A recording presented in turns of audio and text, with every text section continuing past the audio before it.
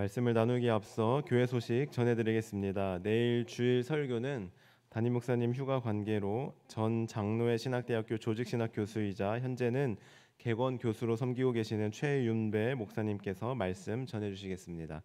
내일 부리더 교육이 오늘 오후 2시 이곳 본당에서 있습니다. 우리 부리더님들께서는 내일 오후 2시에 꼭 참석해 주시기 바랍니다.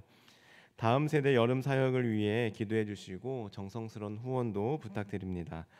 한가족 환영식은 한 주 연기하여 넷째 주에 진행되고 시니어 예배는 8월부터 다시 드립니다. 지역 어린이를 위한 물놀이 에어바운스 관련하여 주보를 참고해 주시고 많은 관심과 홍보를 부탁드립니다. 이제 함께 하나님의 말씀을 나누도록 하겠습니다. 오늘 우리에게 주시는 하나님의 말씀은 예레미야 34장 8절부터 22절까지 말씀입니다.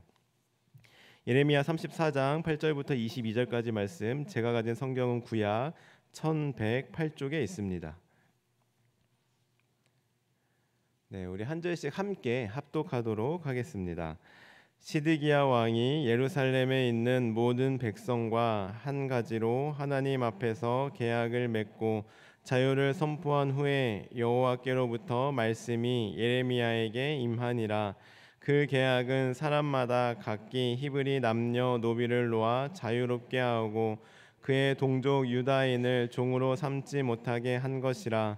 이 계약에 가담한 고관들과 모든 백성이 각기 노비를 자유롭게 하고 다시는 종을 삼지 말라 함을 듣고 순복하여 놓았더니 후에 그들의 뜻이 변하여 자유를 주었던 노비를 끌어다가 복종시켜 다시 노비로 삼았더라. 그러므로 여호와의 말씀이 여호와께로부터 예레미야에게 임하니라. 이르시되 이스라엘 하나님 여호와께서 이와 같이 말씀하시니라. 내가 너희 선조를 애굽 땅 종의 집에서 인도하여 낼 때 그들과 언약을 맺으며 이르기를 너희 형제 히브리 사람이 내게 팔려왔거든 너희는 7년 되는 해에 그를 놓아줄 것이니라. 그가 6년 동안 너를 섬겼은즉 그를 놓아 자유롭게 할지니라 하였으나 너희 선조가 내게 순종하지 아니하며 귀를 기울이지도 아니하였느니라. 그러나 너희는 이제 돌이켜 내 눈앞에 바른 일을 행하여 각기 이웃에게 자유를 선포하되 내 이름으로 일컬음을 받는 집에서 내 앞에서 계약을 맺었거늘 너희가 돌이켜 내 이름을 더럽히고 각기 놓아 그들의 마음대로 자유롭게 하였던 노비를 끌어다가 다시 너희에게 복종시켜 너희의 노비로 삼았도다. 그러므로 여호와께서 이와 같이 말씀하시니라. 너희가 나에게 순종하지 아니하고 각기 형제와 이웃에게 자유를 선포한 것을 실행하지 아니하였은즉 내가 너희를 대적하여 칼과 전염병과 기근에게 자유를 주리라. 여호와의 말씀이니라.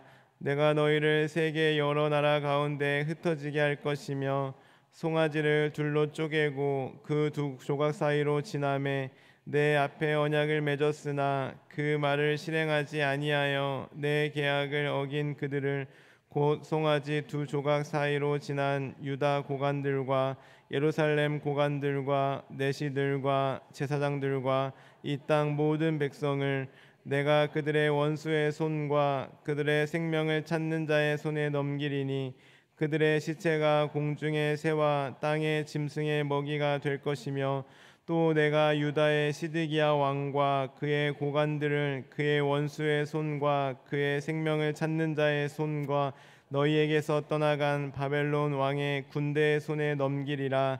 여호와의 말씀이니라. 보라, 내가 그들에게 명령하여 이 성읍에 다시 오게 하리니 그들이 이 성을 쳐서 빼앗아 불사를 것이라. 내가 유다의 성읍들을 주민이 없어 처참한 황무지가 되게 하리라. 아멘. 기도하겠습니다. 하나님 감사합니다. 이 시간 하나님의 말씀을 듣고자 합니다. 우리의 모든 염려, 걱정, 고민, 우리의 모든 생각, 이성, 경험 다 내려놓게 도와주시고 우리의 마음밭을 착하고 좋은 밭이 되게 일구어 주셔서 오늘 말씀을 통해 깨닫게 하시고 그 말씀대로 살아갈 수 있는 믿음을 더하여 주옵소서. 감사드리며 예수님의 이름으로 기도합니다. 아멘. 오늘 함께 읽으신 말씀은 예루살렘 함락이라는 절대절명의 위기에 처한 시드기야와 유다 백성들이 하나님의 진노를 누그러뜨리기 위해 동족 노예들을 풀어주는 율법을 뒤늦게 지킨 내용을 담고 있습니다. 그러나 그들은 이윽고 다시 잡아다가 복종시켰습니다. 그래서 이와 관련하여 하나님께서는 엄히 심판하실 것을 경고하였는데요. 우리 구조로 나눠서 살펴보면 8절부터 11절까지는 시드기야 왕과 백성들이 언약을 맺고 동족 노예들을 해방시켰다가 이를 변개하여 다시 끌어다가 노예로 삼은 사실에 대해 기록하고 있고, 12절부터 16절까지는 노예 해방 언약을 변개한 유다 백성들을 향해 하나님께서 통렬하게 책망한 사실을 보도하고 있습니다.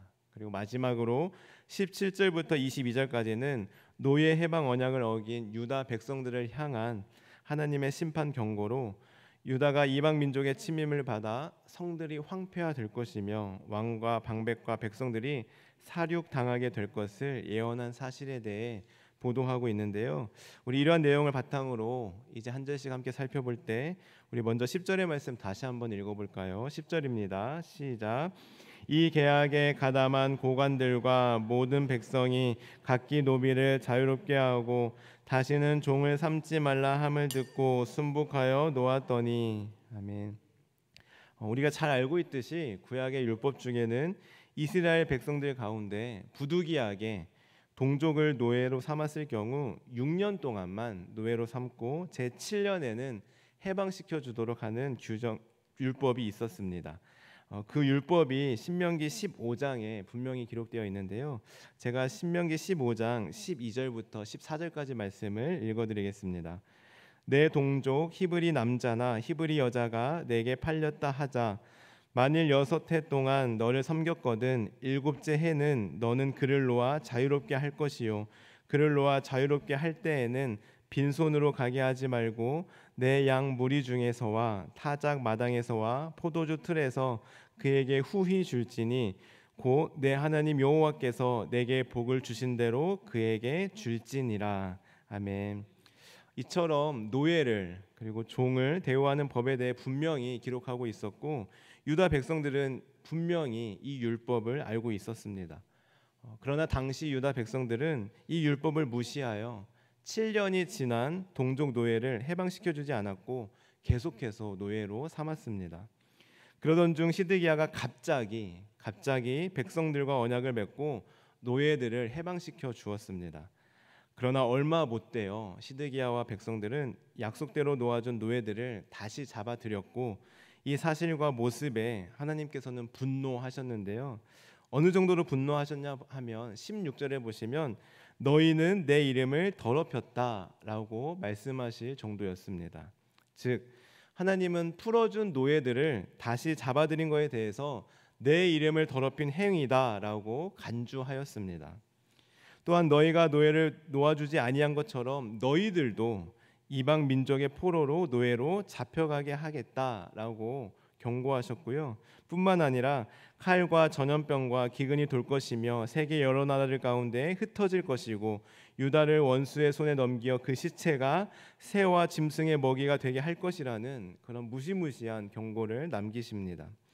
나아가 그들의 모든 생명을 원수인 바벨론의 손에 넘길 것이며 이 성을 빼앗아 불사르고 성읍에 주민이 없어 처참한 황무지가 될 것이다라고 경고하셨습니다. 한마디로 전 국가적인 엄청난 재난과 고통이 뒤따를 것임을 엄히 경고한 것입니다. 그리고 안타깝게도 하나님의 이 경고의 말씀은 실제로 이루어졌습니다. 즉 바벨론 군대는 BC 588년 10월부터 예루살렘을 포위하였고 그 이듬해 잠시 포위를 풀었으나 곧 다시 포위하여 BC 586년 4월에 예루살렘을 함락하고 완전히 초토화시켰습니다. 그리고 전쟁 중에 살아남은 남유다 사람들을 바벨론으로 잡아갔습니다. 그렇다면 하나님께서는 왜 이렇게 크게 화가 나신 것일까요? 시드기야와 유다 백성들의 어떤 모습이 과연 하나님의 진노를 불러일으킨 것일까요? 오늘 말씀을 통해 저는 세 가지 측면에서 그 원인을 함께 살펴보고자 하는데요. 먼저 첫 번째로 하나님을 속이고자 했던 그 마음이 하나님의 진노를 불러일으켰습니다. 우리 10절의 말씀 다시 한번 읽어볼까요? 10절입니다. 시작. 이 계약에 가담한 고관들과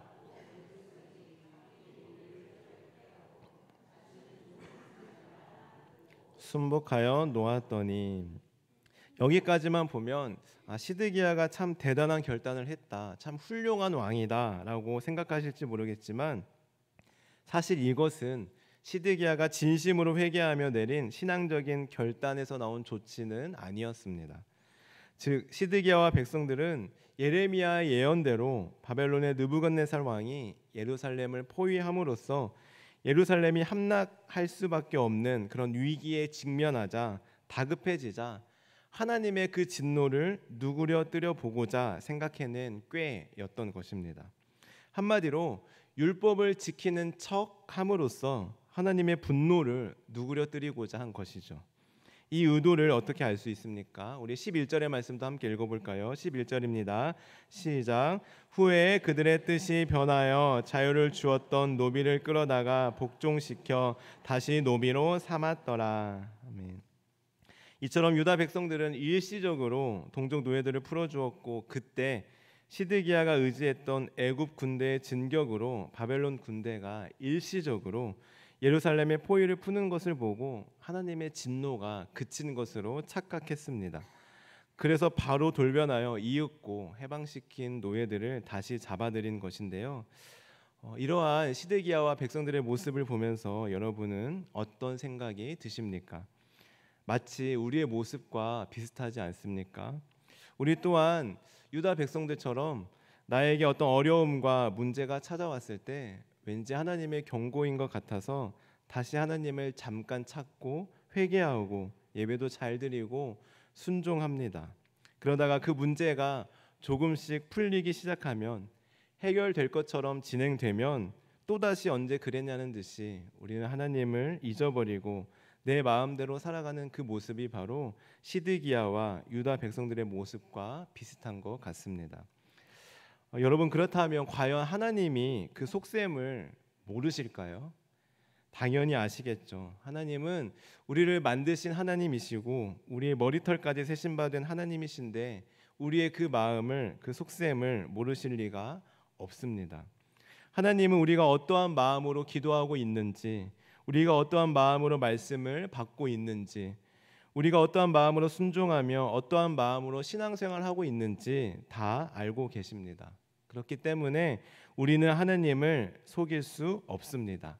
하나님을 속여서는 안 됩니다. 아니, 속일 시도조차 생각조차 해서는 안 되는 것입니다. 두 번째로 시드기야와 유다 백성들은 종의 법을 통해 주시고자 했던 하나님의 교훈, 그 마음을 깨닫지 못하였기 때문에 하나님의 분노를 일으켰습니다. 생각해 보십시오. 사실 엄밀히 따지면 유다 백성들이 율법을 어긴 것은 이것뿐만이 아니었습니다. 그들이 어긴 율법은 한두 가지가 아니었습니다. 그들은 하나님을 배반했고 우상 숭배를 하였으며 하나님보다 이방 나라를 더 의지하였습니다. 그런데 하나님은 왜 유독 노예에 관한 법, 종을 대우하는 법을 중요하게 생각하시는 것일까요? 왜 7년째 되는 해에는 노예를 반드시 놓아주라고 하시는 것일까요?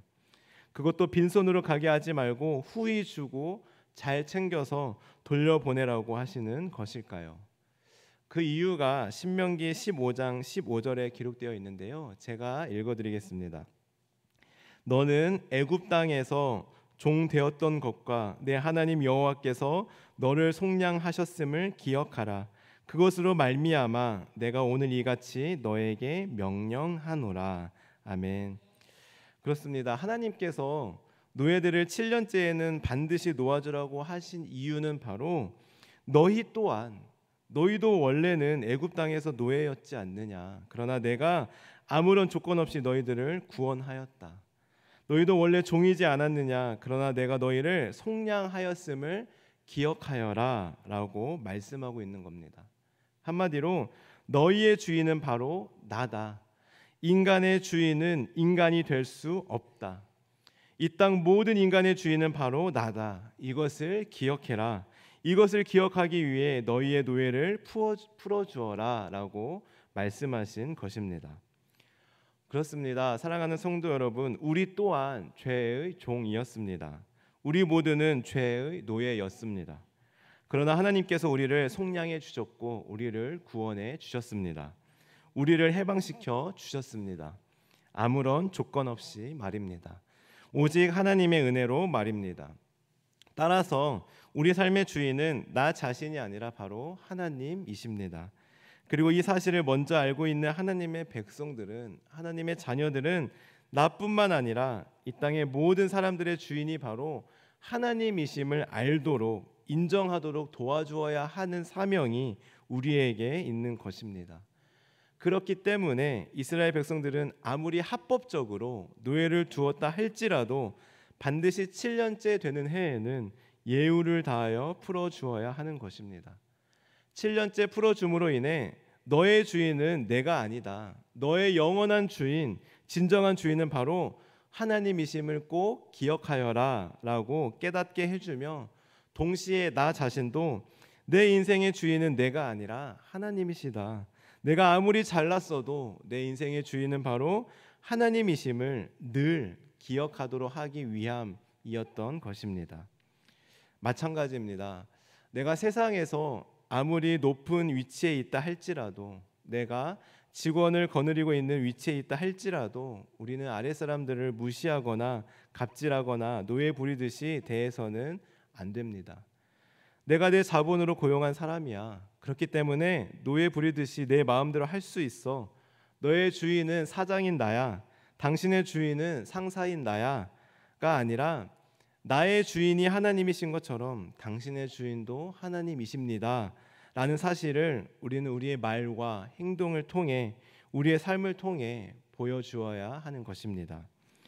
그래서 우리의 그 모습을 통해 우리의 직원들이, 우리의 동료들이 내가 믿는 하나님, 내가 주인으로 모시고 사는 하나님, 그 하나님을 그들도 느끼고 인정하고 경험할 수 있도록 해야 하는 그 사명이 우리 모두에게 있는 것입니다.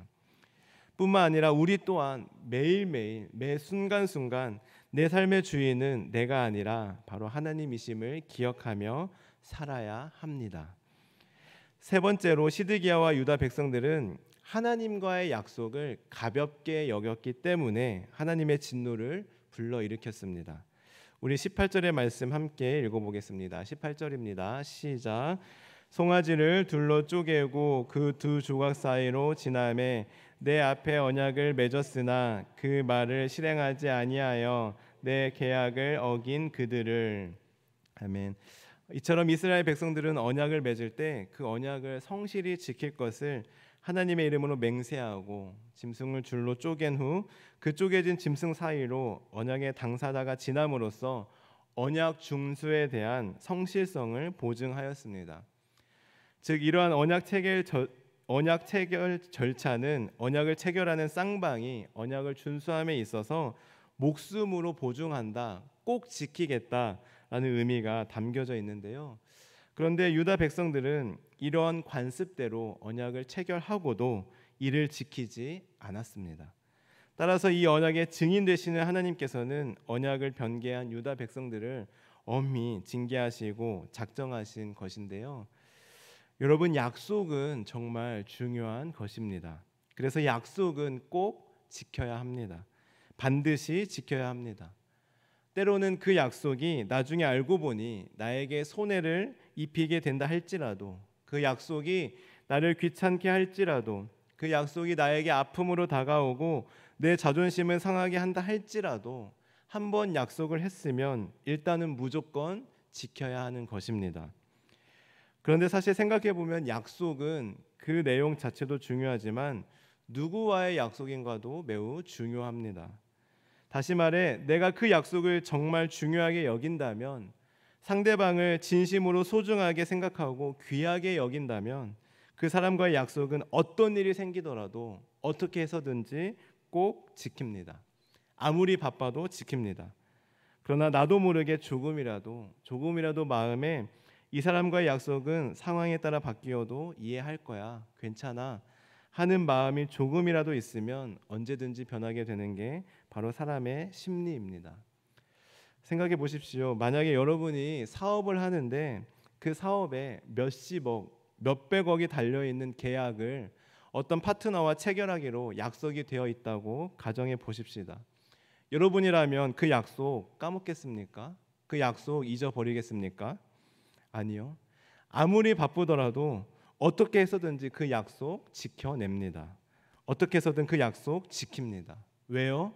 정말 중요하니까요. 정말 중요하다고 생각하기 때문입니다.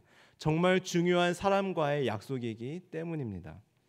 그런데 지금 이스라엘 백성들은 하나님과의 약속을 지키지 않은 겁니다. 하나님과의 약속을 중요하게 생각하지 않았습니다. 하나님과의 약속을 소홀히 여겼습니다. 왜요? 그들에게 하나님은 중요하지 않았거든요. 그러나 하나님은 이스라엘 백성들과 맺은 언약을 중요하게 여기셨습니다. 왜요? 하나님은 자신이 택한 이스라엘 백성들을 소중하게 귀하게 여기셨기 때문입니다. 그래서 하나님은 그들과 맺은 언약은 항상 꼭 지키셨습니다. 단 한 번도 하나님이 먼저 약속을 어긴 적이 없었습니다. 그러나 슬프게도 이스라엘 백성들의 마음은 달랐던 겁니다. 하나님은 이들을 존귀하게 여기셨지만 이들은 하나님을 중요하게 생각하지 않았습니다. 사랑하는 성도 여러분, 여러분은 하나님을 얼마나 소중하게 여기고 계십니까? 여러분에게 있어서 하나님은 정말 귀한 존재이십니까? 가장 귀한 존재로 여기는 만큼 하나님과의 약속을 소중하게 생각하며 꼭 지키고 있습니까? 혹시 오늘 말씀의 시드기야와 유다 백성들처럼 하나님과의 약속을 하찮게 여기고 있진 않습니까? 아니, 하찮게까지는 아니더라도 자주 까먹고 자주 잊어버려서 때로는 생각 안 날 정도로 가볍게 여기고 있진 않으십니까? 여러분 꼭 기억하시기 바랍니다. 하나님은 여러분과 한 약속, 우리들과 한 약속, 나와 한 약속을 일일이 다 기억하고 계십니다. 그리고 하나님은 그 약속을 중요하게 여기시고 신실하게 그 약속을 지키시고 이루어가고 계십니다. 왜요? 하나님은 우리를 존귀하게 여기시기 때문입니다. 우리를 정말 소중하게 여기시기 때문입니다. 간절히 바라기는 우리 또한 하나님을 가장 귀하게 여기어서 하나님과 한 약속은 절대로 잊지 않고 꼭 기억하며 반드시 지키는 저와 여러분들이 되기를 간절히 소원합니다. 말씀을 정리합니다. 오늘 시드기야와 남유다 백성들은 하나님을 진노하게 만들었습니다. 어떤 부분에서 하나님을 진노케 하였습니까? 그들은 하나님을 속이고자 하였고 속일 수 있다고 착각하였습니다. 또한 노예법을 통해 주시는 하나님의 교훈과 마음을 깨닫지 못하고 자기 삶의 주인이, 자기 노예의 주인이 자기라고 착각하였습니다. 그리고 마지막으로 하나님과의 약속을 중요하게 생각하지 않았고 그래서 하나님과의 약속을 어겼습니다. 이 세 가지 원인들이 바로 하나님을 크게 진노하게 만들었던 것입니다. 간절히 바라기는 오늘 말씀을 기억하며 우리는 하나님을 진노하게 하는 사람들이 아니라 하나님의 마음을 편안하고 시원케 해드리는 저와 우리 성도님들이 되시길 주님의 이름으로 간절히 축원합니다. 기도하시겠습니다. 하나님 감사합니다. 오늘 말씀을 통하여 하나님의 말씀을 깨닫게 하시니 감사합니다. 하나님 저희도 오늘 말씀 기억하며 하나님을 속이지 않고 하나님 앞에 늘 정직하고 정결하게 하시며 우리의 동료들, 직원들, 이웃들을 하나님의 백성으로 바라보고 대하는 예수님의 제자들 되게 하옵소서. 나아가 하나님과 한 약속을 소중하게 여기며 하나님과 한 약속은 반드시 지키는 우리 모두 되게 하옵소서. 감사드리며 예수님의 이름으로 기도합니다. 아멘.